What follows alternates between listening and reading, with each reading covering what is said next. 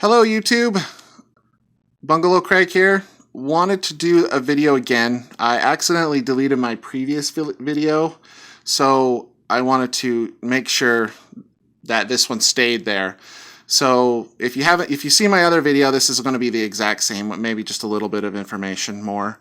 But I would love to get a comment from the original people that commented. You can definitely post your comments again, and I will keep them there and answer them the same way. But I got this a couple weeks ago per promo, the help promo, and it's right there. And that's what's really quite interesting. It's right when Capitol made these in the 60s, they would actually do little hole punches, not the big circle hole punch, but the little hole punches. And these were the promos that came out. Now, it could say promo, it could say prom, P-R-O-M, but from 1964 to 1967 to 68, actually, because there are white albums that have these. And we'll go over little differences here in a minute, but this is the help promo. So instead of seeing a big, because a lot of people think that the big circle is a promo. It's not necessarily a promo. It could be like a store. It's like a devalued, defaced record kind of thing. It's the cover is defaced, but this is actual Capitol's promo in the 60s. So this is this right here, focus. It's a mono version of Help. Here is actually the label, and you can definitely see that it's a first pressing because it has on number 4 and number 6, it doesn't have any credits. So when Capitol made this, they were in a rush to get it out because of the movie, and they didn't know who did the bitter end and the chase. But if we look on a later pressing, this is a later pressing, you can see it was by Ken Thorne. And you can also see on 4, it says, "You can't do that." So they added that in because that song is actually in the 4th track. And of course you can see that this is the different copy. This is the stereo version of that. So we can kind of go over here and see the kind of differences. When Capitol made these, this is Bruce Spizers' book, the story of on Capitol Records, the Beatles. The first, when they came out in 1964, Meet the Beatles, they gave these stamps. And then this is in the first 2 albums, they gave stamps to signify that they were promotional copies. I actually have the second album here, you can see. And it says, promotion copy not to be sold, promotional album. It looks like they stamped it twice. This is off of my personal copy of the second album. I've showed this a couple times, so I won't go into too much detail. This is actually the first sleeve that came with the royal blue sleeve color, and we'll get into that in a second.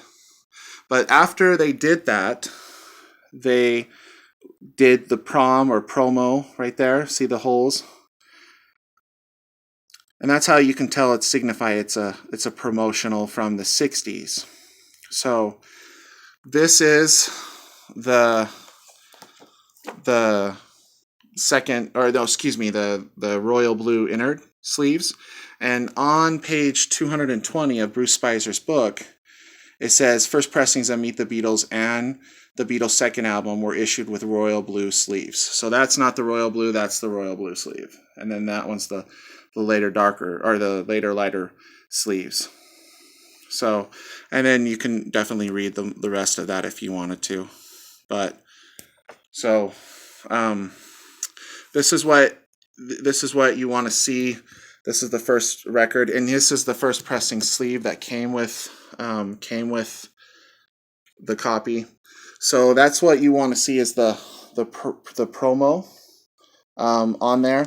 Now during 1967, they switched from promo to where it says free. So on Sgt. Pepper, it actually says free up in the corner. right there. This is still from the Bruce Spizers book on page 162 up in the corner.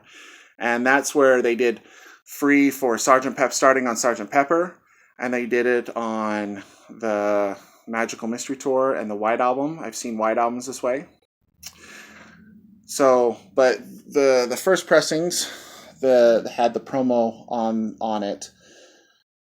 So not necessarily the whole. A lot of people on my previous video, the one I deleted, people were asking me about the hole on there, the hole punched.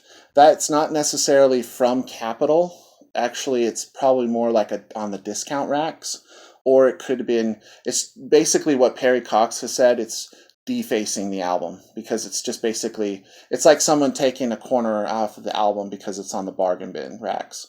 So, and it could have been like the store giving the promo. It could have been, really could have been anything. But the official promo releases for Capitol in the 60s had the punched out or the stamps, as we showed you in the earlier.